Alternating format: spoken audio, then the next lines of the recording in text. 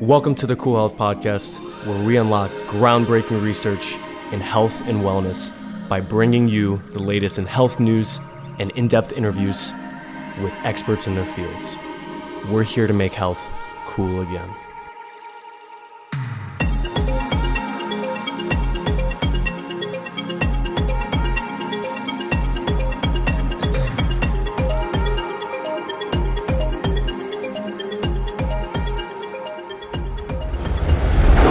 Nurse Doza, what's happening? I am excited to be here today. That's what's happening right now. Being present, Yes. that's important to me. And right now, sitting in this chair with you is really important for me. So thank you for letting me do this. Yes, thank you, man. First thing I always like to get started, what's been going on this morning? What's your routine like? What you been doing? Wow. It's 9 a.m. right now. 9 a.m. right now. I've been up since probably about 6 this morning, and I've been driving all over town already. So I've been southwest, gone through central to east here now, and then I'm gonna head north after this, and then head back down central, and then head back down south to east. So today is a lot of movement. Right. You know what I mean? And driving around is interesting movement if you think about it, because it's not you and your feet moving, it's you driving and being focused all throughout the day with a lot of traffic, which is in the city, and it's a different kind of stress. Yeah. Right. And so I was thinking today, the first thing I did this morning was put my BioStrap wearable device back on the on the base, so I could sync everything, get my data. Right. And I looked at my HRV this morning as I was walking out the door. That was the last thing I did. Yeah. And then at the end of all this today, I'll look at my HRV tomorrow in my sleep and just see how it was affected. Mm-hmm. By doing all that driving. By doing all this driving, by driving around today, like just being present, right? Because the thing is, today I'm going to be present in many different forms. Yeah. Wear many different hats. Yeah. And the cognition and the focus and the motivation has to be there throughout the day. Right. So the first thing I did after looking at my HRV, I guess the next thing is take my vitamins, right? So I started taking my vitamins to make sure that I have my nutrition for the rest of the day, because I really don't eat breakfast. Now it's time to thank the amazing sponsor of this podcast, Alitura Naturals, my go-to destination for high-quality skincare products made with the finest ingredients. At Alitura, they use the most pure, nutrient-rich ingredients at the core of every product, from things like wild-crafted sea buckthorn and organic aloe vera to grass-fed colostrum and organic cacao butter. Each of the ingredients is thoughtfully selected, and it has these incredible healing and nourishing properties.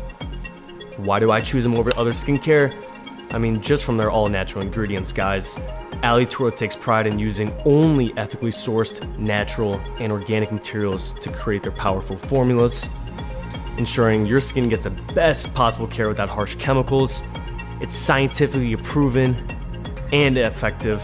Each ingredient in their products is backed by thorough scientific research to maximize effectiveness in supporting skin health and anti-aging.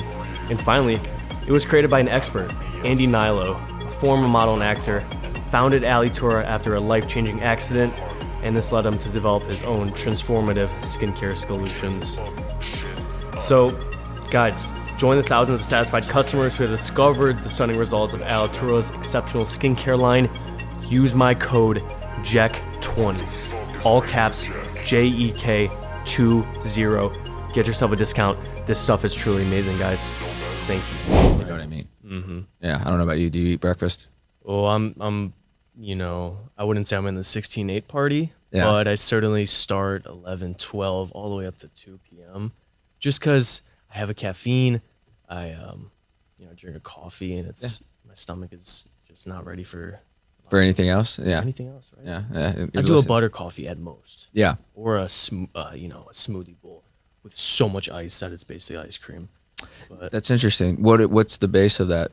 what's the base of that? So it's so much ice. It's basically the whole blender's worth of ice. Mm-hmm. I will put bone broth in, cold bone broth, and then I'll put in, some collagen peptides, really good bovine collagen peptides.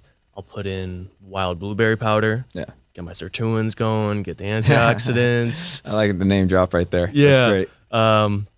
What else? I put some ginseng from Purium, Shout out them. I love them. Purium. What else? Creatine. I'll put in about 2.5 grams because I'll save the rest for after a workout. What else do I put in there? Maybe, the cacao you find in Whole Foods. Yeah. Just I put some of that in. It's really simple. And then I'll put in, I love Keon's products. Yep. I'll do in some whey protein on there. Okay. Just some plain whey protein. It's good in my stomach. I feel great on that. And that's, what I started doing? I started putting in balsamic vinegar in it. Balsamic vinegar? Balsamic vinegar. Really? What made you do that? I recently watched Ben Greenfield's podcast, and he had the olive oil man on. And this guy, his whole job is to go to different parts of Europe and find the best olive oil, producers and farmers, and he brings it back to the United States in a club membership type thing. Uh-huh. So I get 3 bottles quarterly Yeah. of the best olive oil I've ever had. That's amazing. Yeah. I love that. The reason I was asking, because we have a podcast and we just were talking about fish oil. Okay. And for people who take fish oil, it's omega-3s. Yes. And the fat concentration, like the cholesterol, if you will, like to say it's like polyunsaturated. You also have monounsaturated fat too that you'll find in like avocado oil. Mm-hmm. So hence why the olive oil avocado thing is great for you. Right. Well, that type of fat is great for your heart. It's great for your brain, right? And so a lot of times people will source it in different ways, right? If you're like, well, I'm going to get olive oil. If you're getting olives from the United States, it's probably not the best. We just know that, right? The way it's grown, the way it's processed and manufactured, and how many steps it takes to get from the farm onto your plate or into your smoothie, right? Yeah. And I love the buttered coffee idea for people who, know about the bulletproof diet. Yeah. I remember hearing about it years ago when I was in practice, and there was people who were clients of mine who were saying, I'm doing this. Okay. Have you heard about, me putting butter in a cup of coffee? And so my friend who's a physical therapist was way ahead of the game too. He was doing the same thing. Right. And so I trust him, right? And I trust my clients. And so I'm like, okay, so like, what is it? Tell me. And the guy who explained it to me is like, well, it's fueling you with the right kind of energy. And imagine if you're doing it first thing in the morning, that's the kind of energy your body's going to run off of. Okay. Right. And so I said, well, that makes sense. And I said, so you're running off of fat energy. It's like, well, yeah, of course, you're not putting sugar in it. You're not putting creamer in it. Right. Mm-hmm. And you see the line at Starbucks. A lot of those people are getting, milkshakes. That's what they are for their coffee. Right. Preach. And if you're getting black coffee and you're just adding like a scoop of butter or like olive oil, if you really want to, because you can mix it. I mean, almost that bulletproof MCT oil is just like olive oil, almost looking deal where you just put it there and it mixes. Yeah. And it's healthy for your heart. It's healthy for your brain. And what I was saying on the podcast was it essentially is a nutrient that our body is really deficient in that most people don't think about, right? Because they talk about vitamin D, they talk about their magnesium. Apparently a lot of people are deficient in magnesium, which is really crazy to think about because in school we were taught you weren't supposed to be deficient in magnesium. You're going to have horrible like neurological issues, right? It was interesting now everyone thinks, or they are now, because I guess they are testing now that they're deficient in minerals. Yeah. And then, the vitamin D thing, we know everyone's deficient in that, one of the most common things. Yeah. And then I think if you think about dementia and cognition, I've read plenty of studies that say fish oil, omega-3, like deficiency is found in dementia. Mm-hmm. So you imagine like, why aren't you taking that today, Right. So. Now, I was just thinking when you're talking about the butter coffee, when people say they're getting fueled, do you think it has to do with almost like certain gut bacteria that's getting fueled in from the butter? Like, is the butyrate production going up? Are your ketone levels raising? Or is it simply the fact that you have the fats in the coffee and it's helping smooth the caffeine through your body? That's a great question. I think the bacteria that is digesting the food to begin with in the gut is most likely releasing things in response to it that are beneficial to the body, I think. But that might be a couple steps even before you think about where you're getting with the ketones. Because the ketones, again, like the cholesterol is going to be broken down in the gut, right? Which is great. And the way it's absorbed is that cholesterol gets broken down into little particles, right? And the particles will be known as like triglycerides, for a lot of things, right? Of free fatty acids. And then you have these particles that kind of just float around. And what they do in the bloodstream is they have to go back up into the liver.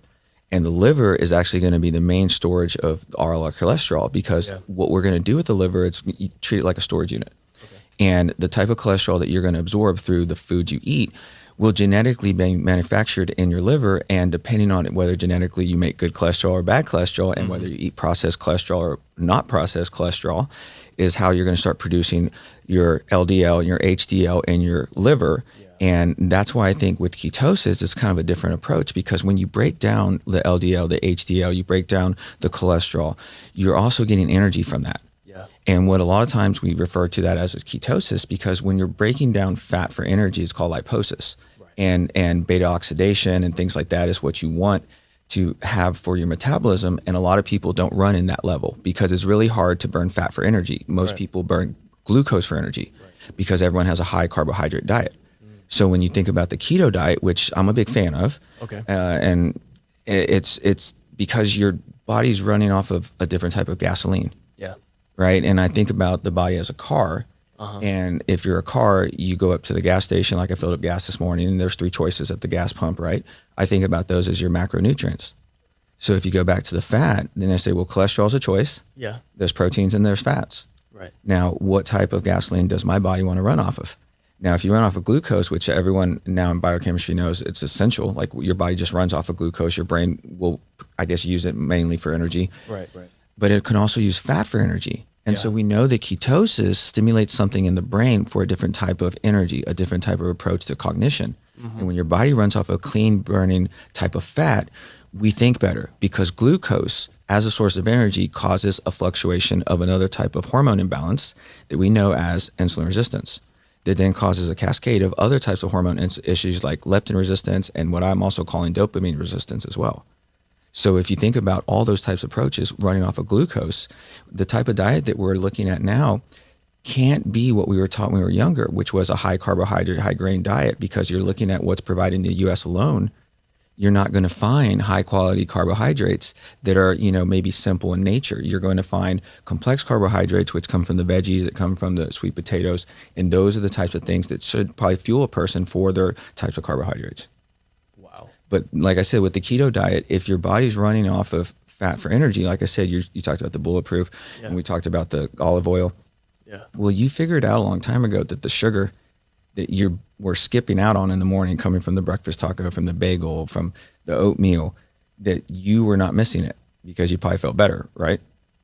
Definitely, 100%. So how do you feel with the coffee now? I mean, it's really limitless energy. I feel satiated. I feel my stomach feels good. My blood feels great. There's no blood sugar swings. Right. So which translates into what type of energy throughout the day? When I do the butter coffee? Yeah, like what's your energy like? What's my energy like? It's consistent. There are no drop-offs. Is that what you're asking? Yep. There's really no drop-offs. I can from 8 a.m. to 2 p.m., which is usually a significant drop-off. But you're also working a lot of that time, I'm assuming, right? Like you're functioning. So you can't have a drop off at that point. 100%. But when you have a normal drop off at 2 p.m., you said, I'm going to troubleshoot this and I'm going to correct this. So now do you have that drop off at 2 p.m.? Not anymore. Do you have a drop off? In general? Yeah. Oh, yeah, definitely. When is your drop off? I would say that 2 to 3 p.m. And it's funny you mentioned that because yesterday I had a bowl of squash pasta.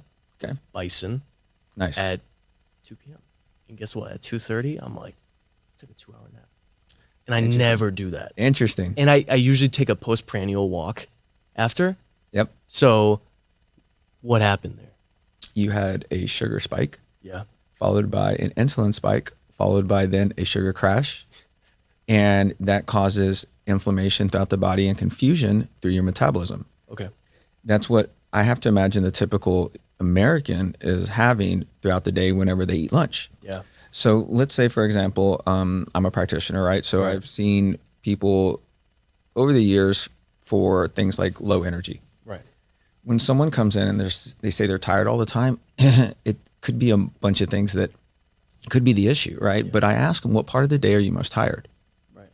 And if they say 2 p.m., the first thing I think of is blood sugar. I think of cortisol, not just insulin. Okay. Right? Because you're going to just associate insulin by default with blood sugar. Yes. But I also think about cortisol. And the reason I think about cortisol is because cortisol naturally raises blood sugar. Right, right. And we know cortisol is a stress hormone, right? That's the quote unquote stress hormone. Well, cortisol reduces inflammation at first, and that's why we like it. And that's why we're naturally able to produce it. We make it first thing in the morning when we wake up in the morning. I mean, we just naturally do. Why? Well, it's not reducing inflammation right away. What it's doing is it's going directly to the liver and causing the liver to do something called gluconeogenesis, which then causes you to release stored glucose. And when you release this glucose in the morning, think about it, you're breaking your fast. So if you've been fasting all night because you've been sleeping, you haven't been eating, hopefully, right? And then your blood sugar is really low when you wake up in the morning. Well, if your glucose is a source of energy for you to fuel you through your day, and you've been told eating breakfast in the morning is the breakfast of champions, because that's what you're supposed to do. Right. Well, if you skip breakfast, I say, well, where are you getting your energy from? Especially if you're eating or drinking your energy in the form of butter coffee. I have to imagine your body's saying, well, we're still going to produce cortisol because you're awake, you're alert, you're naturally stressed by being awake. Right. So the body releases cortisol from the adrenal glands and the brain. Mm-hmm. And this naturally just causes the release of glucose to increase in your bloodstream. Right. And you imagine most people when they're stressed, that also releases more cortisol. So imagine, let's say you do intermittent fast and you decide I am going to have the butter coffee, or maybe you decide I'm just going to have the black coffee. And you fast in the morning, your body's still going to produce cortisol because you're still moving around, you're still functioning. I imagine people can afford to work throughout the day and not eat, right? Because stress kicks in, cortisol gets released, and what happens is your body releases sugar to fuel you. And if you don't have much sugar stored up because you don't run off a high carbohydrate diet, your body then goes to other reserves. It goes to other places for reserves, like your fat cells. And if your fat cells, which are another storage unit for glucose and fat, only has fat stored in the fat cells, then your body starts pulling fat out of the fat cells called liposis. But if you've stored glucose throughout the years from a high processed diet and lifestyle, then your body starts pulling out the glucose first before it gets to the fat. Right. So then guess what? When you're stressed out and you're even trying to work out, more cortisol, more blood sugar. Wow. And then you decide to finally break your fast and eat a real meal, lunchtime. Okay. So the squash thing is still carbs, right? And the thing is, it's great, but for a person who runs off a keto fuel diet, it's a different type of energy. So imagine you're running off high octane fuel as a car, a high burning, running car, and all of a sudden you put in the inferior, crappy, inferior choice at the gas pump, and you can tell the difference when you perform throughout the day. And you're like, I don't perform well. So exactly what you said when I said you had a nap. I talked to a friend the other day. And awareness is an interesting thing if you think about it, pun intended. And he went to a Mexican restaurant and ate a bunch of food and had a nap right after that. And it was 1 p.m. on a Friday, on a work day. Right. He took a nap. And he said, this is kind of a normal thing for me. And I said, that's interesting. I don't think I could get any work done if that was the case. He goes, oh, I didn't. That was the thing. And, it throws me off. And I'm like, well, why do you do that? And he's like, well, what do you mean? It's lunch. And that point right there, you quickly realize, you're like, do you understand that the fuel or the food or the nutrients or not nutrients that you're putting in your body is causing this? Yeah. The awareness that we are what we eat is very different for a lot of people, because they do understand that they don't feel good when they eat certain foods. Right? They can tell, oh, that made me bloated. I had gas. Yeah. Some people even say I went to the bathroom a lot, right? But imagine if you ate food that just bloated you every time you ate, and you just thought, okay, I'm just tired afterwards because I'm just exhausted, I'm stressed. But really it was the food you ate, and you had no idea. You're most people walking around today. And that's kind of a weird concept, because most people don't understand that that's not how they're supposed to feel. If they're bloated for 2, 3, 4 hours afterwards, I have to imagine it's like your digestive tract has to be off, your energy has to be off, your focus has to be off, and then your sleep has to be off later. And then what happens is they still go home, and what do? They have a dinner. And I ask people this at this point, which is fascinating, right? Because you've seen now this is a typical day in most people. Right. And all I asked them, and we talked about initially, was, I'm tired all the time. And I said, well, let's look at your day. So dinner time now, after all of that, I asked the people, are you even hungry at dinner time? And if you're running on a ketone, like ketosis, keto diet, you're probably not. That's true. I have to imagine. So let me ask you this question. For the lunch yesterday, if you can think about it, were you actually hungry? After dinner time? No. Whenever you ate this meal. Was I hungry? Before you ate it? Yes. You were hungry. You could tell it was coming from the stomach and not the head? Yeah, for sure. I knew I wanted to. I like to eat big lunches, but I believe it was coming from my stomach. Okay. Now, the big lunch is an interesting thing. But that's also a head thing, right? Exactly. So that's the same thing I ask people. I think you just described that whole, what you just said was kind of like my day yesterday. Because I was bloated for 3 to 4 hours. I was feeling a little lethargic and my brain wasn't fired up as usual with my premium fuel. So come dinner time, I'm like, I have to eat. I'm driving to Austin. And I'm still kind of feeling it right now. From that spaghetti squash and all of those carbs, which I would do if I'm doing an intensive resistance training workout. But yesterday was pretty chill. So I could see when you were talking to clients and they're saying I have low energy. Yeah, man, it's definitely the food, right? It is, and it most likely is because you are what you eat. Food is medicine, and etc. Well, imagine as a practitioner, if you're coming in, we're talking about this going through you for the last 6 months, 6 years, your whole life. Right. I have to be on point. I can't be eating that lunch. So you know what I do? I don't eat during the day. You know why? Because it slows me down. Interesting. Now, think about the digestive tract and go back to what I said earlier. Okay. Do you eat when you're hungry? Most people don't. They eat because it's dinner time. Oh, I see. And I think, okay, so that's what I did yesterday. And that's what most people do. And there's a different connection to dinner time than breakfast time. People can skip breakfast and they're like, oh, it's no big, it's just breakfast. Right. I'm not even that hungry. And then they go to dinner time. Yeah. And they're like, oh, I'm starving. It's dinner time. And I'm like, are you really starving? Right. Because you just went a whole day intermittent fasting or eating a little, you maybe skipped lunch because you were too busy to go to lunch, right, which happens a lot of times. And I say, if you're really that stressed, you're not hungry. Because going back to the science of it, remember cortisol? Yeah. Cortisol is being released anytime there's stress, right? Mm-hmm. You know what also is released in times of stress? Dopamine. Interesting. Now, dopamine is a hormone. Right. And I said it earlier, dopamine resistance yeah, and leptin resistance and insulin resistance all occur at the same time. Well, dopamine is a hormone that comes from your brain and your adrenal glands. And when you release cortisol, you release dopamine at the same time. Maybe sometimes, maybe more than the other, I don't know, right? But what happens with dopamine is it gets converted with the help of cortisol into adrenaline. Okay. Okay.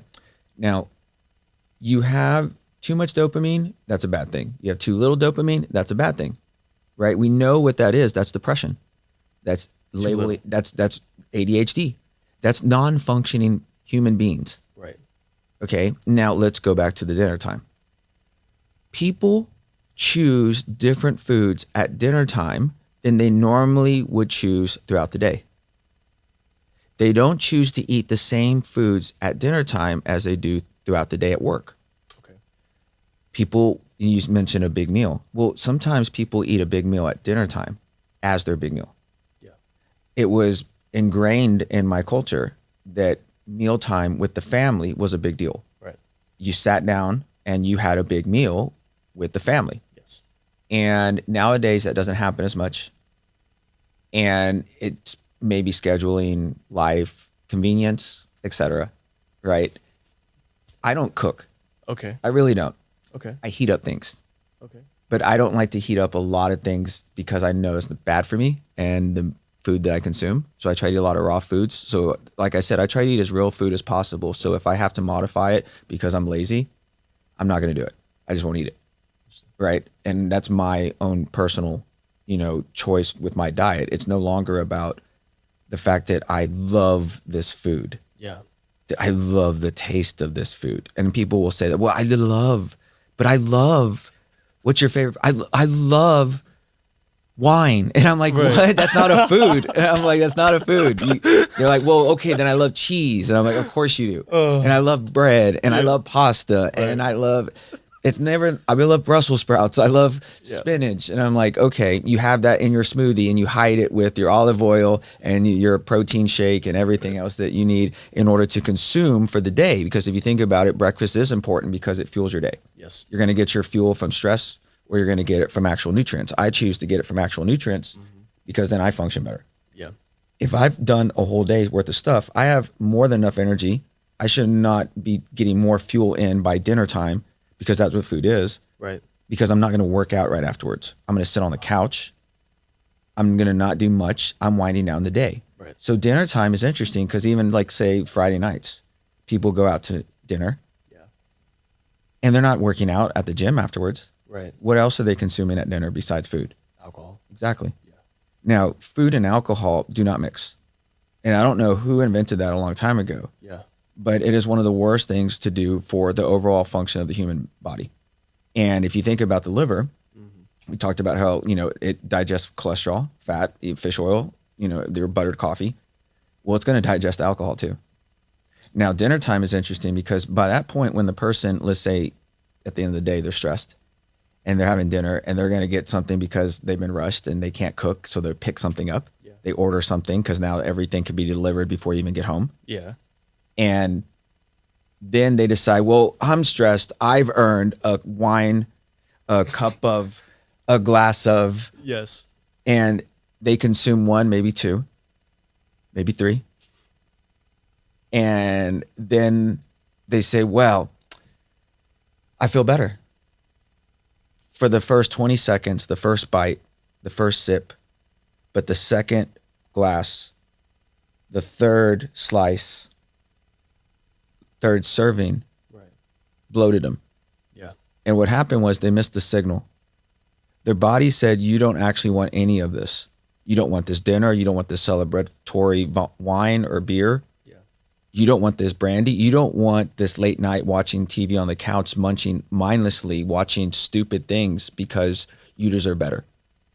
Because your body and your stomach are telling the brain saying, we do not want this. Do not put this in our body because the bloating, the inflammation, the tiredness is a signal that something's off from the way that you function. People have probably gained weight at this point. They probably had constipation. They probably had lack of sleep. Yeah. They had probably high blood pressure, high cholesterol. They've been told they probably have a fatty liver at this point, right? Which is the underlying issue in all of this. But really, they say, I deserve this slice of pizza. I deserve this chocolate. They're not saying I need it unless they turn around and say, no, don't take away my wine. Don't take away my cheese. Don't take away the only thing that gives me pleasure in life. And now we're looking at the real cause of everything, right? Yeah. When we come to dinner time, when we come to our food, our love connection with dopamine. Not that you love cheese. It's that the pleasure that cheese gives you this dopamine release that allows you to feel like yourself again. Because like I said before, most people, when they don't have energy, it's not that they're lacking sugar. They have plenty of sugar. They have plenty of glucose. They're not caffeine deficient, right? They're not caffeine deficient. They might be trimethylglycine deficient. Okay. We'll go back to that in a second. Yeah. But then you imagine, what if they're dopamine deficient? What if they're dopamine resistant? Right. What does that individual look like? They look like the person that eats dinner and they're not hungry. Yeah. They think they're hungry. They're craving. Dopamine. Bingo. And the thing you were telling about, the body doesn't want it, but you think you deserve it. Would that be related to the leptin resistance that you were saying? Yes. Now let's go to that real quick. So leptin is a hormone that comes from our fat cells. Okay. All right. Our adipose tissue. About 20 years ago, science discovered that our fat cells were organs, just like the liver, just like the brain, just like our adrenal glands. Yeah. And just like organs, they make hormones. And one of the hormones they make is leptin. But leptin comes from unhealthy, inflamed fat cells. And what leptin does from inflamed fat cells, they get released from inflamed fat cells around your belly and around your chest and around your chin. And they go directly to your hypothalamus in your brain, and they suppress your appetite. Okay. So leptin resistance means that there's high amounts of leptin, and it's being released high amounts in the bloodstream. And what it also does is calcify arteries while it's traveling through the bloodstream on the way to the hypothalamus. And once it gets to the hypothalamus, leptin will tell the body, do not eat. Why? Why would the body release a hormone that goes to our brain to tell us to put down the fork? I'm thinking it has these inflamed fat cells. Correct? Maybe the body wants to use that as fuel? Correct. But what does the person keep doing? They deserve their wine, though. Bingo. They're having dinner when they're not supposed to. I see. They're eating food when they're not supposed to. They're having 3, 4, 5 meals when they're not supposed to. They eat something too much or something that inflames them. They don't realize it, and it's too much for their body to handle. They're bloated. Yeah. They're backed up. They're tired. They're sluggish, because that shouldn't be happening. Honestly, that shouldn't be happening. That's not how the human body was designed to function. And when your body releases leptin that goes to the brain and it tells you not to eat and you miss the signal, the body increases the signal. That's what hormones do. There's chemical signals. More leptin. More leptin. And what's also happening at the same time in the individual? More insulin. Why? Because the person's eating. Right. So what does insulin do? Insulin goes up every time the person eats. Yeah. Well, what happens when a person eats carbs? Lots of insulin goes up. Mm-hmm. And if you've eaten lots of carbs throughout a lifetime, lots of insulin has been released throughout the course of a lifetime. Right. Now, imagine you were resistant to release some of that insulin later in life. You become insulin resistant, which means you don't release as much, which bloodstream increases your blood sugar, which now you have high blood sugar, stressed out, more cortisol, more blood sugar release. Insulin is still having to play overtime, so it has to be still working overtime throughout the metabolism. While this is going on, leptin is being released from your fat cells, because guess what? When you finally get insulin to get all the glucose under control, it has to sweep it under the rug. Where does it go? It puts it in the fat cells. Because I almost guarantee this person's not an active person. If they're even a marathon runner, look at some of the marathon runners out there that have a beer belly. How can you run 26 miles and be overweight? And I imagine what's going on is you're restoring that glucose that you don't burn off, because you shouldn't be carb loading before a big race. Because like I said, right now, you're basically making your own glucose. Right. Then where are you putting it after you're done with the race? What are you doing after the workout? You're recirculating it back into the bloodstream because you didn't use it in the muscles. So where does the body put it? Into storage units like the fat cells and the liver. Mm-hmm. Well, imagine you worked out by chance, but imagine it's dinner time and you drank Friday night. You're not working out. No. So it's all going into the fat cells. Right. So then the fat cells then inflame and push out more leptin that goes to the brain and say, don't do that again. Don't do that again. And the body's like, what? Like, don't do that again. Leptin resistance says, don't do this. We can't take this anymore, buddy. And the brain says, we need our dopamine. Yeah. Now here's where the crazy thing comes into place. Dopamine is its own beast. Okay. Talk to anyone that has a dopamine problem and you know exactly what you're talking about. It's called addiction. Now replace the word addiction with the word dopamine. And that's what we're after at dinner time. Oh, I'm addicted to sugar. I'm addicted to wine. No, you're not. You're addicted to dopamine. And what happens is throughout the day, you have to have a lot of dopamine produced. So you just like you eat, right? You're producing insulin. By too much insulin default, you're producing too much leptin. There is an opposite hormone that's actually healthier if you produce low leptin levels, called adiponectin. Adiponectin. Yeah, and that's where you muscle growth, right? Helps muscle growth. It's found in healthier fat cells. Okay. Brown fat. I see. White fat produces leptin. Okay. Now, and just think about the individual now. Does an overweight person have brown fat? No. And we've known now that brown fat still is produced in adults as we age. The goal for any metabolism, whether it's weight gain, whether it's prevention of diabetes, prevention of heart disease, prevention of dementia, is to live a life with healthy brown fat. Why do you cold plunge? Right? Why do you control your insulin? Healthy brown fat helps regulate insulin. It's a known fact now that insulin sensitivity comes from healthy brown fat metabolism. I see. Right? Adiponectin is being released from healthy brown fat, regulating insulin as like a wingman, not releasing a lot of leptin from an inflamed fat cell. And then what happens is dopamine then can be regulated. Because why? You're not eating a bunch of carbs. You're watching what you eat, right? You're running off of clean ketones. There's not spiking your insulin, which means you're not spiking your leptin, which probably means you're not spiking your dopamine. Because if you're not eating craving foods, what are craving foods? Like wine, chocolate, bread, pasta, carbs. And it goes back to square one, insulin. And if you're already getting glucose because we have enough stored up, and it is our main source of fuel, but we naturally make some from cortisol release in the morning, then why do you need to eat? ever. Seriously, think about this. A fasted versus fed state. What does the human body function better in? It seems fasted. Bingo. Yeah. But how many times do we eat? 3, 4. The answer is too much. Too much. How long have you ever done a water fast? Almost 2 days. 2 days. Okay. Now, intermittent fasting is an interesting thing because in theory, it's supposed to help regulate insulin, but most people do it wrong. Keep in mind, if you're intermittent fasting, you're not stimulating digestion at all. Okay. Because you're not taking your supplements. You might be taking green tea or, black coffee. Right. But you're not stimulating digestion, right? You're just drinking water. Okay.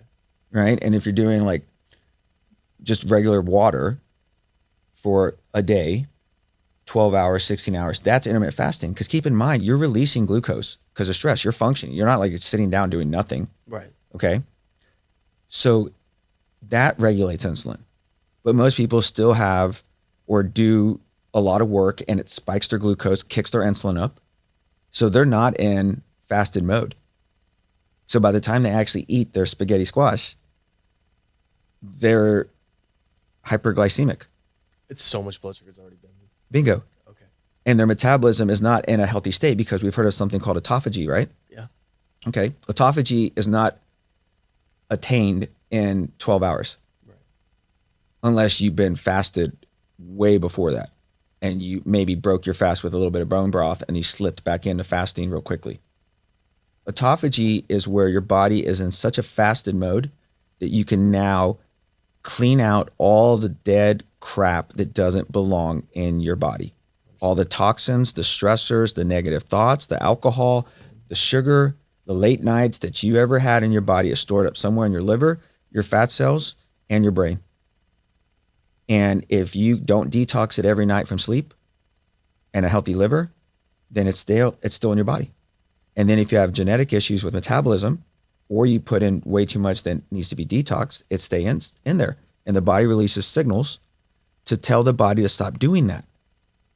And if we miss the signal, then it's like, what do I need to do to get you to be aware that there's a signal being done?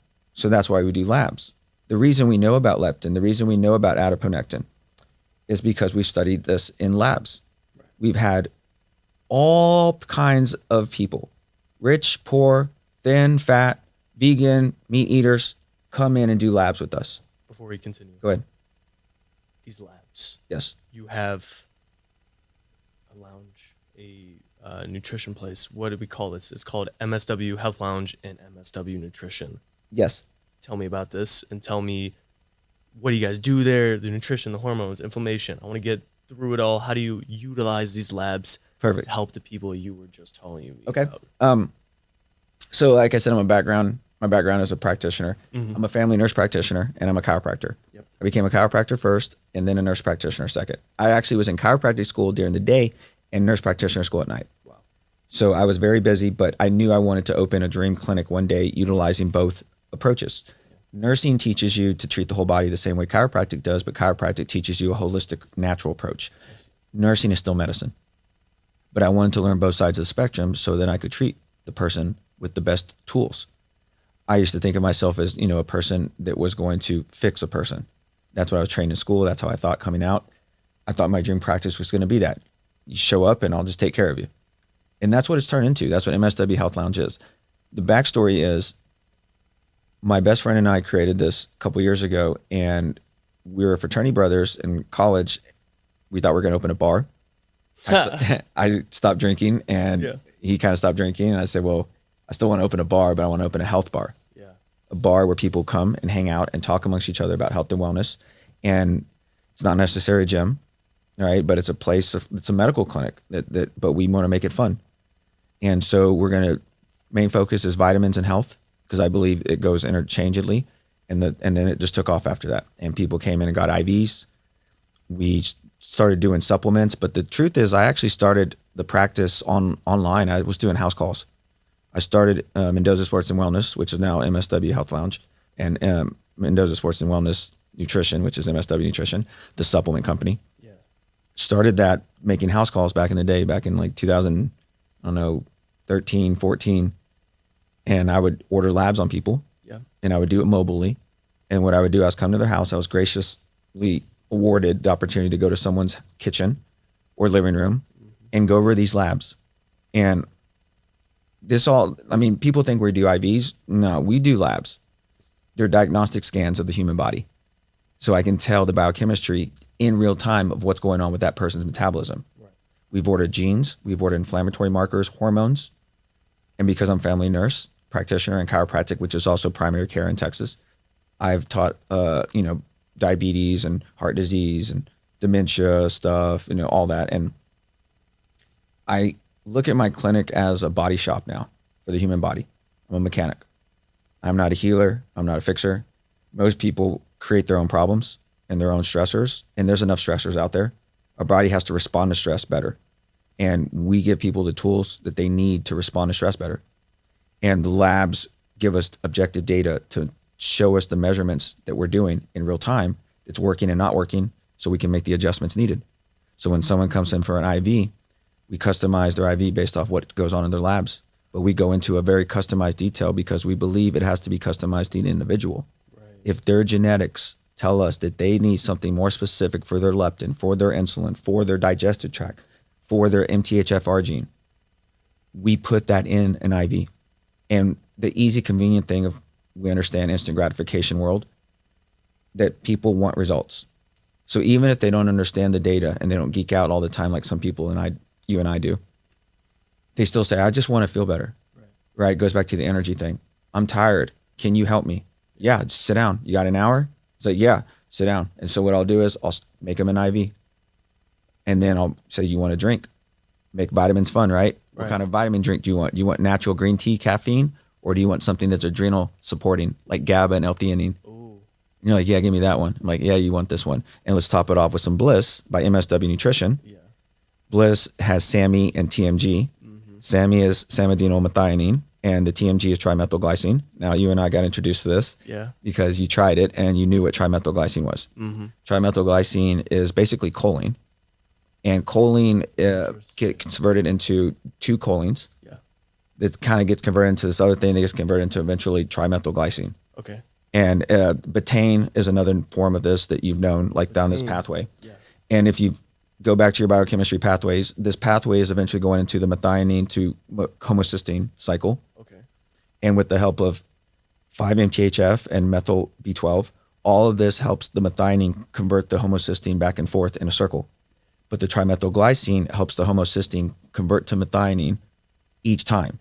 So imagine with the Bliss, you're taking the methionine and you're taking the trimethylglycine that's going to help make sure that you lower and help convert things like homocysteine in that cycle for the methylation cycle. Now, what does that look like for the overall individual? Well, because of labs, we can see their MTHFR gene is off. And me, personally, mine is the worst. My parents have the worst, which is interesting. So epigenetics can also be genetic. Yeah. Okay, which is funny. And their diseases and issues with health that have gone through are the worst you can imagine. Okay. And we're trying to prevent the worst from happening down the road because they're still here and they're healthy. My mom's about to celebrate her 70th. And she says it's the best she's ever felt.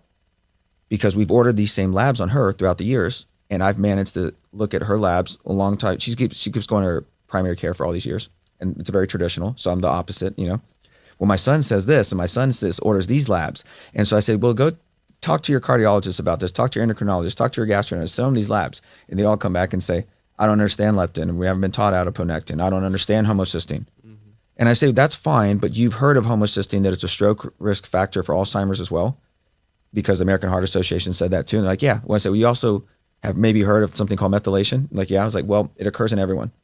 The MTHFR gene predominantly occurs in the liver, but it occurs in every single organ and tissue. And most people don't methylate well, like me. Like my parents, which means they have a hard time with their homocysteine levels, their methionine conversion to homocysteine, and they most likely need a lot of the right kind of B vitamins like B9 and B12 in order to make all this occur correctly. Yeah. Well, in my mom's oncology appointment, none of this was discussed, but you and I just discussed this right now, and I've heard about this for the first time back in oncology papers way back in the day when I first got into vitamins. Yeah. And I said, wait, you mean methionine and trimethylglycine can do this for an individual? Why doesn't everyone take this? Because having to explain what I just went through right now, you have to have some kind of basic knowledge, but then at the same time, want to understand it, right? The awareness part. Yeah. How did we meet? We met at a festival. It was a festival for people who were going to have a good time that weekend and let out a bunch of great energy and have high vibes. So the way we talked about trimethylglycine was, I said, trimethylglycine in the methionine cycle also helps you support your neurotransmitter production like serotonin and dopamine. And you said, yeah, I know. That's why I take it. Yeah. And I said, okay, well, get this. The Bliss with the SAMe and trimethylglycine is a sublingual. And you said, what? That's cool. And I said, yeah, a sublingual for the people at home means it absorbs very quickly under the tongue. Right. Not as fast as an IV, but very quickly, like very quickly. Understood. And which means it works and it's effective very quickly. Because trimethylglycine, if you get it, you know it's working, because that means your MTHFR gene is activated in the right way. And you're producing serotonin and dopamine very quickly. For some, that's very fast. And that's why I was telling you, I was like, that's why we do these at events, because it's a safe thing, because it's what the body was designed to take, right? You could be deficient in trimethylglycine. You're not deficient in, like, an antidepressant, and that's why you're not producing serotonin and dopamine. But like when someone gets what they're missing, they function better. So imagine they're not making a lot of serotonin and dopamine, and the sublingual works fast. You give it to 5 different people, but one person's like, what was that? And it's only been like 20 minutes later. I'm like, oh, wow, you really needed that. And at that kind of festival, we were talking to people saying, you need to take this before it's tomorrow, because you won't feel like crap. And that's when you're kind of like, what do you mean? I'm like, well, it's going to support your serotonin and dopamine, if you know what I mean. However, the thing is, imagine if you took this on a daily basis, because this is how much you needed this. It's a different kind of mood booster. It really is. Well, that's why we call it Bliss, because I don't know what it's going to do for everyone, right? That's kind of weird thing. It's just a methylator. It's the biggest methyl donor you can find. TMG. And if you put it with methionine, I don't think most people are deficient. However, that's the best form you can get. And that SAMe and TMG directly help support DNA repair, DNA methylation, ATP, detox, like all these. It helps activate the glutathione pathway. Like, it's because all these things are needed as a recipe, right, for the individual. And we know this from the labs. Like, the leptin is a byproduct of the methionine cycle and the methylation cycle not working well. And if someone's not working well, then you look at inflammatory biomarkers in these labs, and leptin is a biomarker. It's a hormone. It's a signal, right? So then I look at the adiponectin, I looked at the leptin, I look at other things like homocysteine. Okay. And if I see homocysteine and I see the MTHFR gene, I can't change the MTHFR gene. There's no going back. Okay. But the homocysteine, I can change. I can help alter it, because we know in science now, homocysteine is also what? A B vitamin deficiency. Which B vitamins? B9, B12, and B6. Now, science has said, well, taking this alone isn't going to keep a person from having a stroke. And I do agree, because having homocysteine in optimal levels is not the only thing, but it helps. You have to worry about the leptin, because if leptin's calcifying the arteries at the same time, imagine that sugar causes direct damage to the arteries every time someone consumes it. And I'm talking processed sugar. Right. The issue with heart disease is not cholesterol. It's not fat. As we've talked about since the beginning of this podcast, fat's actually good for you, because it goes directly into your liver, goes into your brain, goes into your eyes. Go look at all omega-3 studies. And then go look at all the choline studies that say choline deficiency is found in diabetes, heart disease, fatty liver, and dementia. And medications cause choline deficiency, and our diet causes choline deficiency. Our diet causes choline deficiency. And where do we find choline? Eggs. Chicken eggs. Chicken egg yolk. Yolk especially. It's full of choline. Right. So how many people are eating chicken egg yolks? How many people were told in the 80s not to eat chicken eggs because it was bad for our heart? So just egg whites if you eat, right? And then they said just do egg whites. Or scramble the life out of the yolk. Yeah. Like my dad was told by his doctor back in the day that butter and eggs were bad for your heart. It's going to cause cholesterol issues, cause stroke, and it's going to cause you to have heart disease. So he stayed away from it a little bit. He ate some, and then he still had issues. And what was interesting was I looked at his labs, because remember, labs are objective data. It's not my opinion. It's just objective to what's going on. Yeah. So heart disease doctors will really look at cholesterol. And in the last 20 years, maybe, they started looking more at blood sugar. Okay. Because remember, they look at blood sugar and they look at cholesterol as two different things going on in the body. which means you're going to see two different medical doctors, right? Two different specialists. Right. But it's the same person. Yeah. It's the same system taking in two different types of gasoline. Right. Because proteins converts into things like uric acid and gout if it's not metabolized correctly, especially with the MTHFR gene in the liver. Yeah. And then you say, well, okay, you don't handle your macronutrients correctly, your fuels, like where's along the systems is it breaking down? Yeah. That's why labs tell me scans. I'm like, oh, down this system, checkpoint B, it's going left when it should be going right. Oh, it's because you're missing. Oh, and your gene pushes it left or right. Oh my God. So that's why supplementation can push the biochemistry and the optimal direction, even when epigenetics and genetics will have you breaking down your cholesterol and your sugar incorrectly. And going back to my dad, when his labs, whenever he was having his heart issues, they say, oh, it's cholesterol. Well, he was on statins and blood pressure pills, and he was still having heart attacks. Yeah. So they were putting stents in and cleaning out his heart. Why was he still having heart attacks? Oh, it's his diet. Well, yes, genetically, he makes bad cholesterol. Why genetically? Maybe the MTHFR issue that no doctor ever measured or talked about or even learned about. Yeah. But every time that he was having a heart attack, guess what his blood sugar was doing? It was high.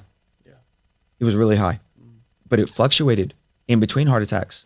And one of the things is his blood sugar stays low. His doctor said he was never diabetic. I said, Dad, you're a diabetic. I looked at his labs. He said, no, mijo, I'm not a diabetic. And I'm like, Dad, you're diabetic. Like, your blood sugar is way too high. Your A1C is like through the roof. Right. He's not, my doctor's never said anything. Well, because the range is... Yeah, and then that's not what their focus is on. Right. Because blood sugar and heart disease... Oh, they weren't even thinking about it. They weren't even thinking about it. And now the research says, yeah, you should think about it. So the American Heart Association, the American Diabetes Association, in the last 15 years has made a big push to tell all the family practitioners that, hey, guess what? We need to be looking at blood sugar as a culprit in cardiometabolic disease. Because it's no longer just diabetes and heart disease. It's the same person. Yeah. So now it's metabolic disorder. And now there's a diagnosis when the person goes to the doctor. If they hit all the right categories, all the switches, they get diagnosed with metabolic syndrome, which has diabetes and heart disease in that. Big umbrella. And it's a big umbrella. And how they classify it. A bad LDL, okay, triglycerides, insulin and blood sugar, blood pressure, right? Your labs. Yeah. That's how they classify your optimal or your overall state of health. So then I say, okay, well, let's look at this. Don't wait until you're sick to look at your labs. What if you look at your labs before you get sick? What if you find out they're already in optimal ranges? Yeah. What if you get your labs done when you're 21 years old, 18 years old? It's the first thing you do. Instead of buying a pack of cigarettes or buying a pack of, 6-pack when you're 21, you go and you get your labs done.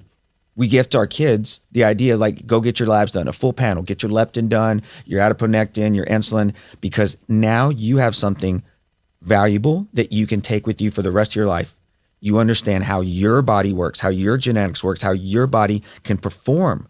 Because if you pair this with the right practitioner and you do the knowledge and understanding, the research, you realize when you put the investment into yourself, next thing you know, you're better for it. And you have a person who will perform at a better level. They will perform at a higher thinking of cognition. Mm-hmm. And that's why you do the butter coffee now. That's why I asked you before, I was like, why do you do this? And you're like, well, I feel better. When I eat this, I don't feel better. I'm like, well, so why do you want to do that to yourself? Just eat the bison next time. That's what I usually do. Holy cow. Have you ever seen that weird tape that people put on their mouths at night? Well, we got a sponsor for it, and that's Hostage Tape. We're here to discover the revolutionary way to improve your sleep and overall health. Mouth taping is a natural and effective method for promoting nasal breathing during sleep, which unlocks a world of incredible benefits, including enhanced sleep quality, reduced snoring, improved mental focus, and boosted overall health. Also, it's a safe and comfortable design, especially designed to be hypoallergenic, gentle on the skin, and easy to remove. It allows you to get in deep sleep states, and I'm telling you, when I put on my Oura Ring and check my scores, they're always so much better when I use Hostage Tape. For the discount code, guys, it's going to be John67447 for 10% off. Once again, John67447 for 10% off. If you really want to enhance your sleep, get amazing deep sleep, and feeling incredibly refreshed, let's do it. Yes. Great sound. So the problem with sleep is that your body is stuck in flight or fight mode. It's called sympathetic mode, which is directly tied to the amount of stress that you encounter throughout the day. And if you're in flight or fight mode, your body cannot fall asleep. Right. You're kind of stuck in this overactive mode. Like your nervous system is just overactive. Yeah. And your body can't relax.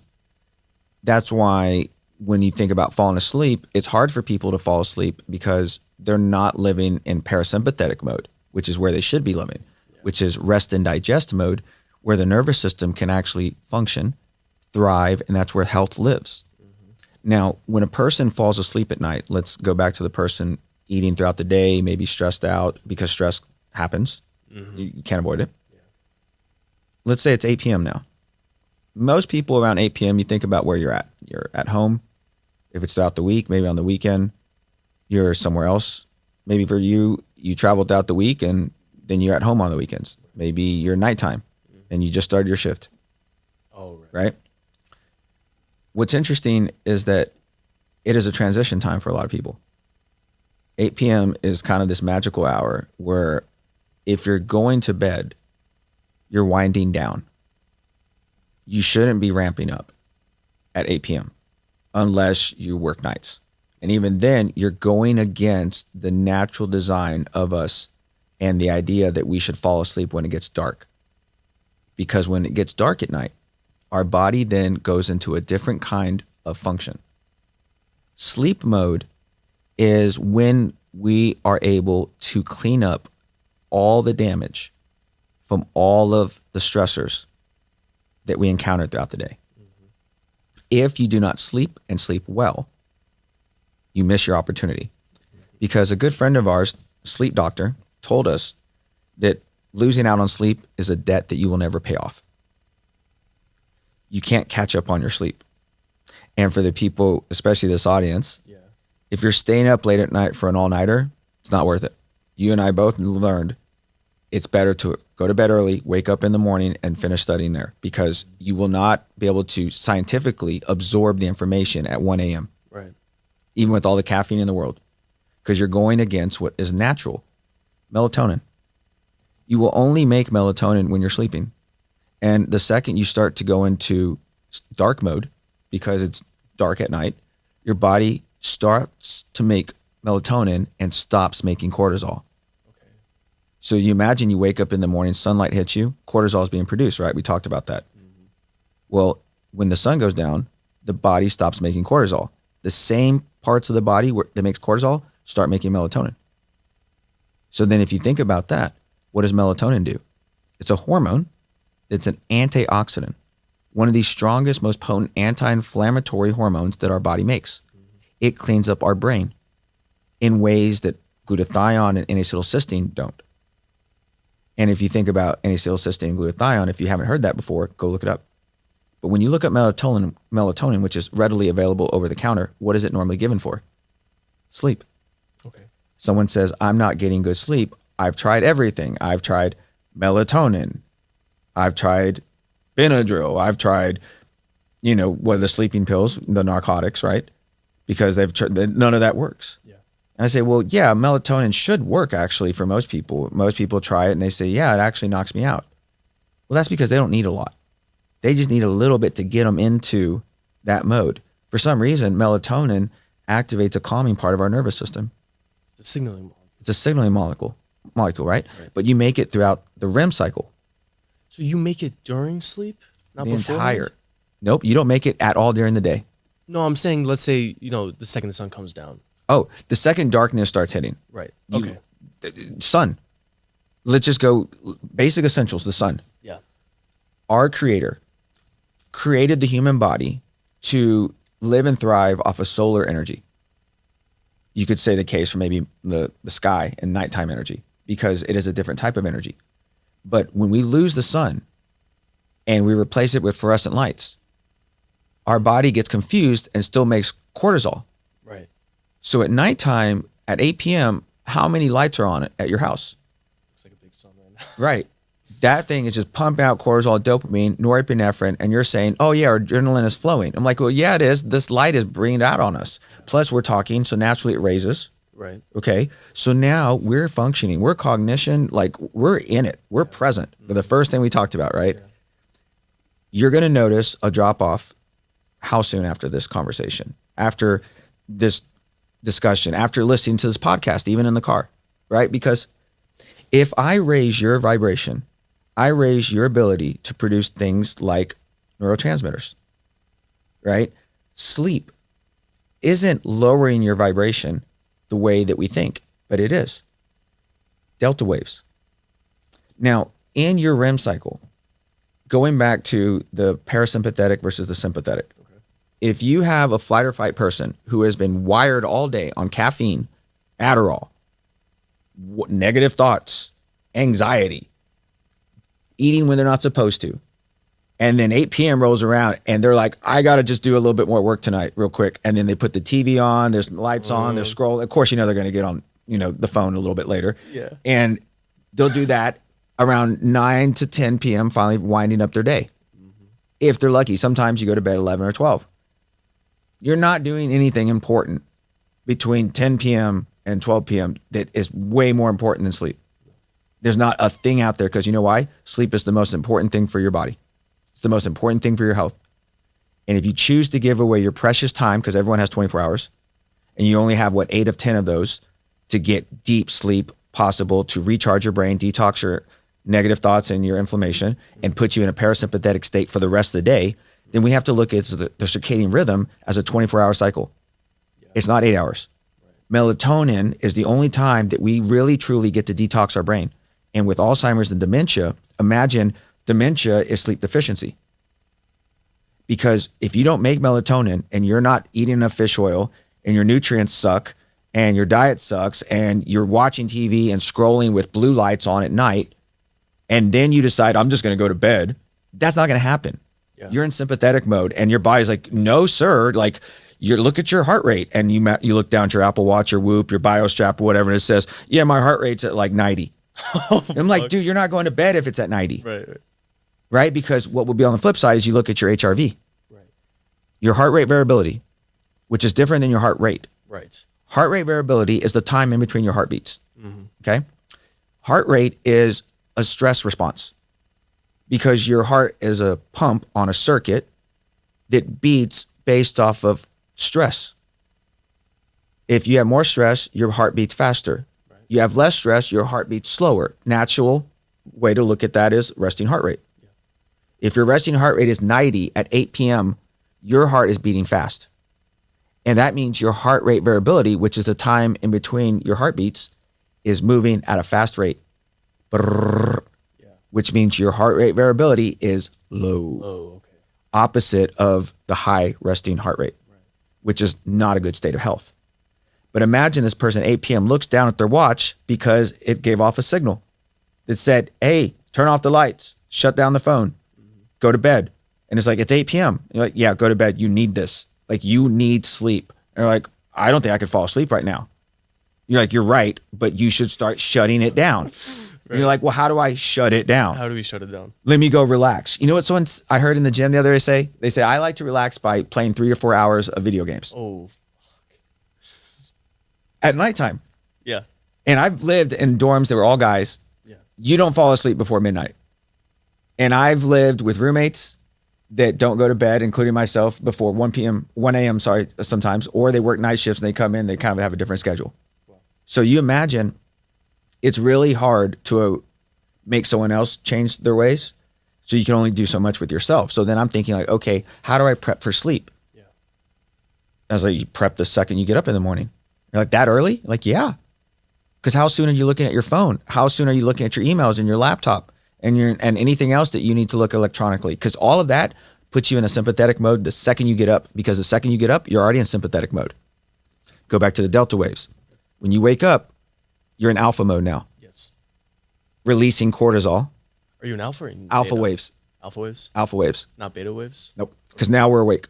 Okay. So if we're awake, it intensifies, because now I have to be alert. That's in theory. Most people, actually, what's interesting is most people aren't in alpha because they need the caffeine, right? They're in the beta state. Is this the stressed out, like what's going on state, or? It can be, but what happens with the beta state is that it's almost like it's an internal attention, wavelength, which means that they're aware of what's going on with them. So imagine if you wake up and you're anxious or you're pissed off, and at least you're aware of that being, you're probably more beta. Alpha is you're aware of your surroundings, which means like a parent will wake up and all of a sudden like, okay, I got to take care of the kids and put them in blah, blah. So they're not thinking about themselves. I see. So there's no beta waves going on. Oh, okay. But they're running on caffeine deficiency, they think, and low production of serotonin and MTHFR gene and low nutrients. And how are they going to make the day? Right. How are they going to have the energy to face the day? They think they're going to get it from their coffee. They think they're going to get it from their burrito. They think they're going to get it from pure adrenaline, which they do, but they only have so much adrenaline left in the tank after so many years. And then 8 o'clock rolls around after that day, and they're like, okay, I'm just going to shut it down. And I'm like, well, turn off the lights at least. Right. All right, so turn off the light. And it's like, and it's either the phone or the TV. Can be both. But see, if all this is happening at 8 a.m., then I'm like, this is more stress that you're adding that you have to detox at the end of the day in order to fall asleep at night, right? Because your body is it's almost like a coil. Like a coil that absorbs energy. Okay. You absorb all the energy and the negative thoughts and the positive energy you'll have throughout the day. So at the end of the day, if you've had positive thoughts not fast alpha waves. They're theta waves sometimes. Theta waves. Okay, so when do we get theta waves? Dream state, REM sleep. When we start to fall asleep. Okay. And meditation. And you're right. You hit it right. I'm sorry to interrupt. So that's good. So your theta waves are usually around 9 p.m. to 10 p.m. when you're on the pillow, just trying to fall asleep. Okay. Because when you start kind of dozing off, that's theta waves. Because when someone wakes you up, how do you feel? You're like, ugh. You're kind of out of it. Right. Yeah. Meditative state. If you truly hit a true meditative state, you're in theta mode, right? Theta waves. Because alpha is you realizing your environment. Right. Beta, you're realizing what's going on with you. Yeah. Theta then now slows down the wavelengths, and you can look at the hertz, right? Because alphas are fast waves, beta is slower, theta is slow, and then delta is deep REM sleep. So theta is when you're falling asleep, and theta could be, the first 2 stages of REM. And you're still making melatonin, and the deeper you go into the sleep cycle, the deeper you go into that deep, deep sleep. That's the sweet spot. That's the deep part, the dark part where you're making all the deep, good melatonin. And that's when your brain's running off of 1 to 4 hertz, delta waves. Go look up what delta waves do to the brain. They regenerate the brain. And you're not in delta waves at all in this slow of a speed and cognition anytime throughout the day, unless you meditate with your eyes closed. And how about the glymphatic system? What wave is that? The glymphatic system? Yeah. Now, a little bit about, people say, oh, your brain's getting cleared. You said it's getting rejuvenated. I would probably imagine without looking at the science right now, I would say it's happening throughout that process from switching to theta to delta. Because what happens anytime you go into those wavelengths, you activate anti-inflammatory signals and pathways throughout the body. Because remember, if you're detoxing, in chemistry, you have an action and a reaction. So you're going to produce ATP, and you're also going to produce reactive oxidative species. ROSs, right? Which is basically going to cause oxidative damage to cells, which is causing mitochondrial dysfunction, causing things like dementia, disease, cancer, tumors and stuff like that. So every time that we work out, we're going to make toxins, right? And if we don't get rid of those toxins, they stay in our body and they kill us. Every time we eat crap, we have to get rid of toxins that don't belong in our body. And if we don't poop them out, they stay in our body and they kill us, right? If negative thoughts are the same thing, because remember, a stressor is a stressor. I have a study that shows, going back to labs, there's a lab called HSCRP, okay? High sensitivity C-reactive protein. For anyone following at home, if you were to go look at your labs, HSCRP is a test that everyone should be measuring ever since they were able to.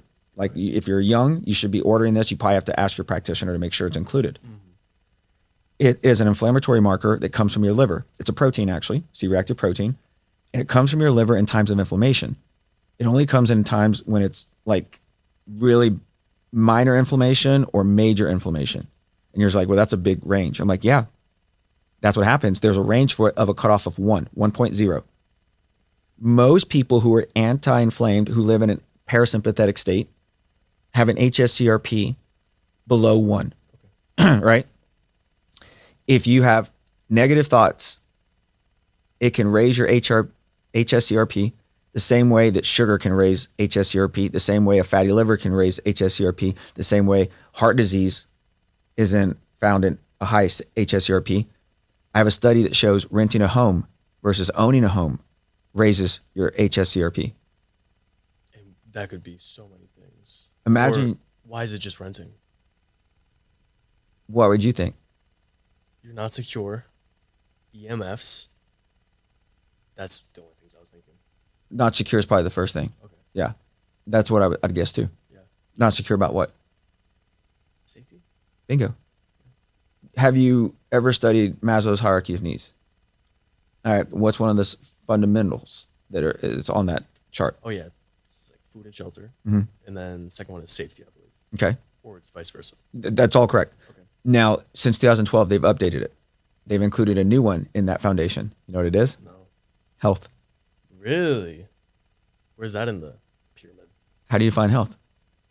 I mean, I think it should be the base layer. Well, no, but physically, like what do you, just anyone. How do you like, define health? Yeah, like if somebody says, what is Oh. health to you, Jack? Oh, my gosh. Like cool health. What yeah, is yeah. health? Like I know we want to make it fun, Yeah. but what is health? A sense of well-being. A sense of well-being, A sense of connectedness. a sense of connectedness. A sense of almost like purity. Is that to the individual themselves or to their environment? To the individual and their environment, being incredibly connected to both. So you have to be connected to both? I would say so. Can you only be connected to yourself and vice versa? Good point. I would say being truly healthy, you're connected to your surroundings and you're connected to your inner you. Bingo. Now think about this. Health doesn't have to be expensive. Right. Health is you sitting in the park by the water, by the ocean, looking at a sunset, listening to the birds, listening to the wind, watching a plant grow. That's parasympathetic. Those are delta waves. That's a low frequency, but a high vibration if you think about it. Because if in your parasympathetic mode, if you're in parasympathetic mode, it's a different kind of energy. You're zen. I like to be zen. And if I'm zen, I can fall asleep. Yeah. And if I'm zen, I can stay asleep. Because people say, oh, I get 6 or 7 hours. I say, yeah, but how often do you wake up? When you wake up for whatever reason, you're getting out of that parasympathetic mode. And if you really want to think about it, men will achieve an erection in the morning when they wake up if they've had a good night's sleep because they achieved parasympathetic mode. Why? Because when you die, rigor mortis. And they also say that you go to the bathroom on yourself, right? Because you now switch your nervous system to a whole different mode, right? And if you think about the vagal nerve, which controls parasympathetic versus parasympathetic, sympathetic versus parasympathetic, the vagal nerve goes into every organ, goes into the liver, goes into your gut.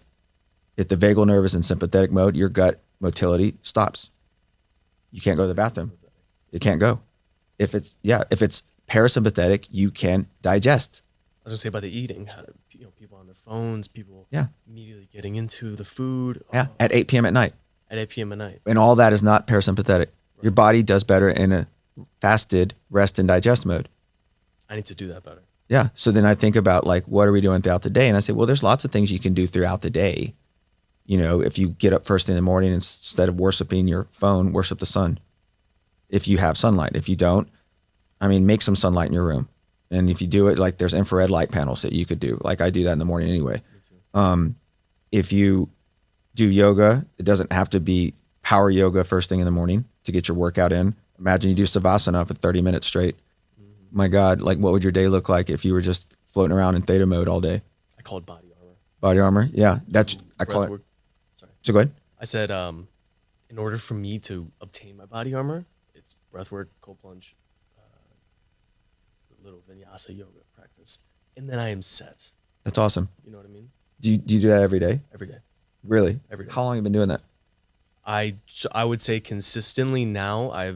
This is my 1 year, but since that sophomore, finding the Tai Chi, I realized I had to do something in the morning in order to get myself set. As guys, I feel like you need to do something a little bit stressful in order to relax. Yeah. And that means going in the sauna, getting a deep tissue massage, Yeah. going through a hard workout. I feel like that's a really effective strategy for men to relax. I agree with that. Now, in your time in the gym now, what have you found works for you as far as X amount of workouts per week? Oh, 3. That's a low number for most people. Why 3? 3? Oh man, because that's when if it's Monday, I have optimal time to recover. I don't feel as stressed, as tight. I wake up with more energy, and I know I can actually have more fun in the gym those 3 days versus just doing, a couple chest and triceps. Now I can do chest, triceps, legs, whatever I want for one day and then another day and then another day. Yep. And I feel great. My energy is consistent. I don't work out 5 days a week. And then my Saturday, Sunday is, oh, fuck, I got to sit in the cold plunge for 30 minutes. Right. And why is that? I don't know. Well, I think it's because we find something that gives us that dopamine kick that we need. Yeah. And because we call it addiction, we look at working out as a new form of addiction that is acceptable because it's health involved.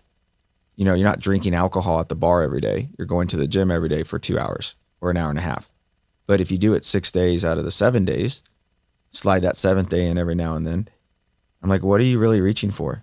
What are you after here? You have to do it, right? You have to do it. And I say, well, initially it felt good, but after the 7th year of doing this, how do you feel? And so, I'm telling you this now. I work out the same as much as you do, 3 or 4 times at the most, 25 minutes. 25 minutes. Really, it's not incredibly low. It's very, and here's why. I'm in the gym longer, but this is what I'm doing. I'm doing yoga before, and I'm doing sauna afterwards. Now, I love doing cold plunge when I can. However, the sauna is almost a non-negotiable at this point. You know why? Because the sauna is parasympathetic on the body. After. And a lot of people I've seen, even friends of mine go into the sauna and not be present. They use it as a different tool for themselves, which is what it's there for. However, the tool for me is it's down regulation. Now, like I said, if I wait to the end of the day to go to sauna, which some people do, it might help them get to sleep better. And they say that. I notice my sleep infrared lights and blah, blah, blah. I'm like, yeah, because you're changing your frequency. That's what it's doing to you. It's down regulating your nervous system to go into parasympathetic mode because you've been sympathetic mode all day.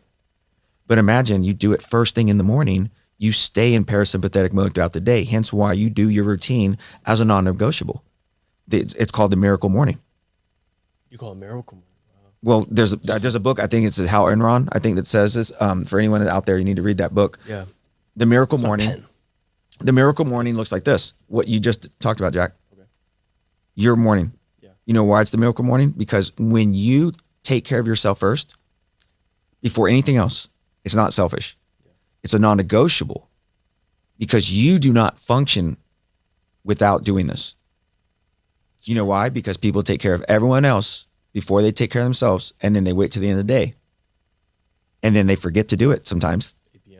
8 p.m. And then they say, oh, I just answered a few more emails. I'll do a few more drinks when I shouldn't. Stay up a little bit later than I shouldn't, have one more bite than I shouldn't. My cheese. I deserved it, right? Yeah. And then you say, but I'm going to go work it all off in the morning and hit the gym hard first thing in the morning. So then I say, okay, what's that workout look like? How are you showing up to that workout? What's your energy like at that workout before you even lift the first rep? Are you tired? Are you angry? Are you mad? Are you happy? And I have to imagine your energy going into that workout is going to change. Yeah. People who do yoga versus lifting, it's very different. It's very different energy. The classroom is very different, right? The gym versus being in a yoga studio. I never realized how good I could feel until I found yoga. And I realized that I didn't feel good before that I, as good as I could have. Absolutely. I thought I felt good.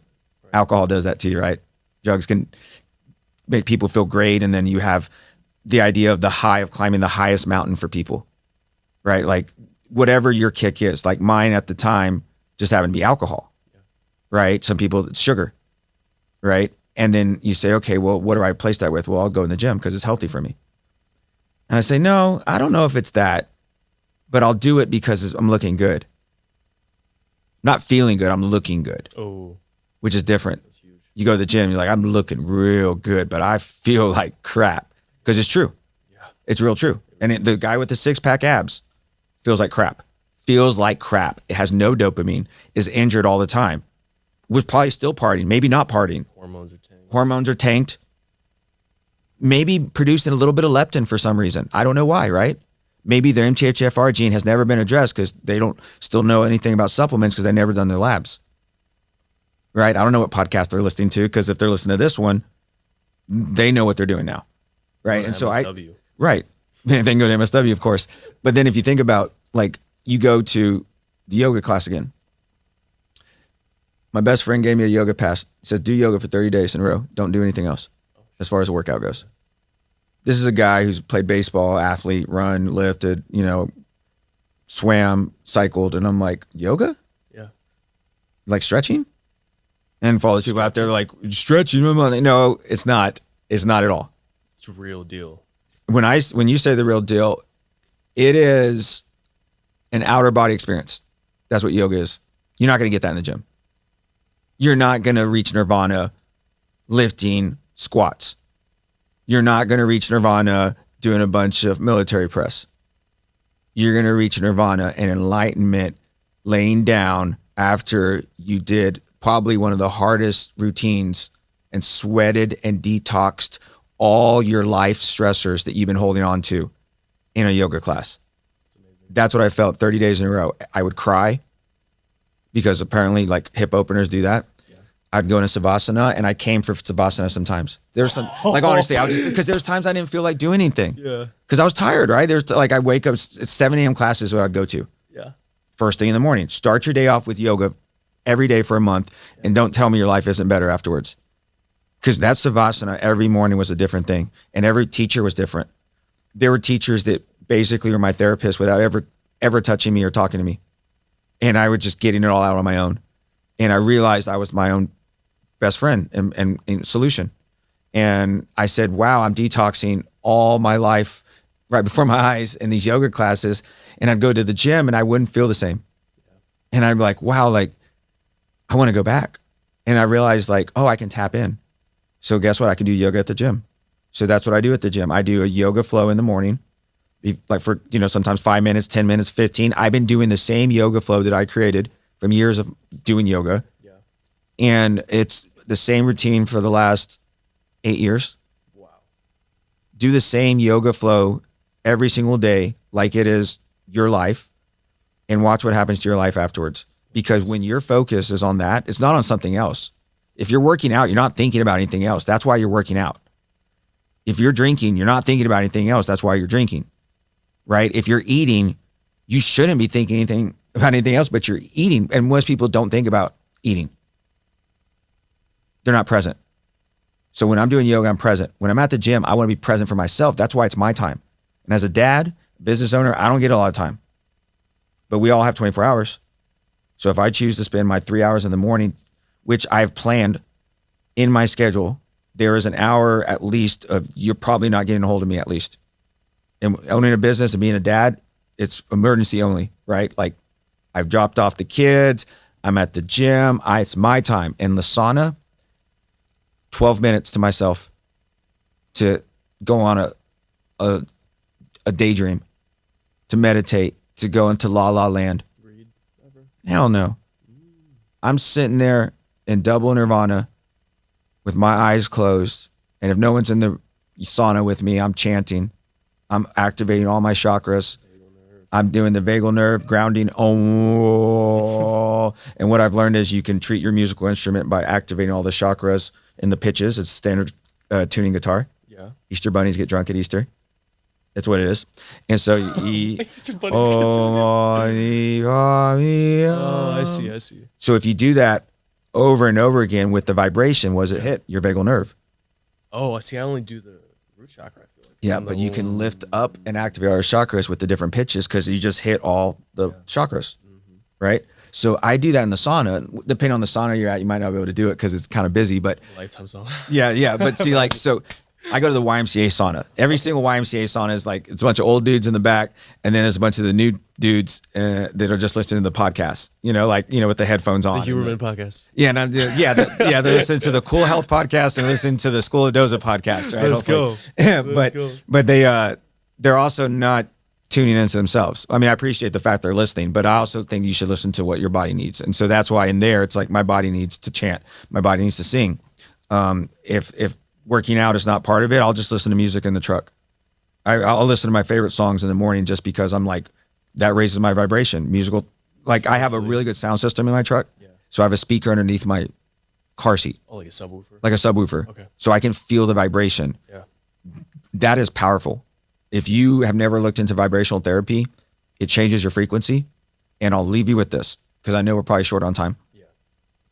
The human body, this is what I've learned as a practitioner. Out of all these years, I am not a healer. I'm not a fixer. I'm a mechanic, right? And what I do is I give people tools so they can fix themselves. What I've learned is not only am I a mechanic, and the human body is not only a car, but the human body, a car, also has a radio antenna. And this radio antenna listens to different radio stations, which are called your emotions. And people will sometimes wear these emotions or radio stations on their sleeve. So you can see them. They're sad, they're mad, right? They're lost. And if you encounter these people, you can see what loop they're in, what radio station they're in. And one of the things I've learned is some people aren't aware of how to get out of that, right? They don't know how to do it, and then even what to look for. Like, what do you mean feel good, right? Savasana, right? I had to change my frequency and just be present in a different out of body experience, out of comfort experience, to realize like, whoa, there's more. There's more. Or maybe this is everything. And then I was like, wow, like,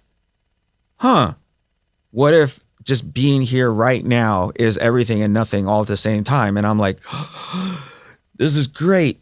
I want to explore more of this. How can I learn more of this? And so then it's like, you learn about Tesla, you learn about frequency. And then I learn and I say, well, I can change someone's frequency. I can talk to them. Yeah. This podcast hopefully raised your vibration and 100%. Changed you. You could have listened to heavy death metal today, right? But instead, you're listening to a podcast that raised your vibration. So thank you, Jack, for allowing me to do this. Thank you, Jonathan. And if you did, imagine now what you can create for the next 30 minutes after you listen to this. I'd be really surprised. You should go open a book, have a notepad, write it down. All your creative thoughts, just let the flow come. Because when you get to enlightenment, when you get to a higher frequency, when you get to those theta waves, those delta waves, parasympathetic mode, when you're fully nutrient dense, when you have a full night's hour sleep, you've had, a detox liver and you're fasted mode in autophagy, you're on a whole nother level. It's called optimization. Oh, man. And that is running on all cylinders, and you don't ever want to get out of it. Mm-hmm. But you don't drink a bunch of coffee to get there. You have to do a lot of work on yourself and put yourself first. And if it means that you have to change the radio station that you've been listening to for the last 20 years of your life, if you got nothing else, put your headphones in and change what you're listening to right now and just listen. You don't have to understand. You just have to listen. And then you listen again. And you listen on the fourth time. And the fourth time you say, okay, that resonated with me. Resonate. Right? That resonated with. I like that energy. I'm going to take that and I'm going to use that energy and I'm going to carry that energy and I'm going to store that energy for later use. If you have all that energy saved up, your batteries, your recovery mode on the Whoop, right? Where is it at? 80%? Imagine functioning at 100%, 90%. And you're like, yeah, where's my HRV at? It's at 90. You're like, hell yeah, that's good. You're living the dream. You're like, yeah, I am. And I've worked really hard to get there and I'm not getting out of this. And you want to share it with other people. So then you share this podcast with other people and say, look, you want to know what it's like to feel good? Listen to this. Imagine what it's feeling like when you do have all that energy, right? To feel comfortable in your own skin, to get that good night's rest, how good you're going to feel and how you're going to say, I don't need sugar to get it anymore. I don't need alcohol to get it. I don't need the gym to get it. I can go outside and get it from that tree.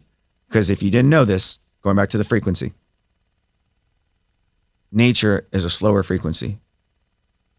Not the city. nature. So like I said, get out of your comfort zone, get off the couch, go outside, watch a tree grow. Wow. We're going to put all the links to Nurse Doza, the amazing Jonathan's work, his lounge, his website, everything you've ever wanted to know. This has been wonderful. Thank you. Absolutely amazing.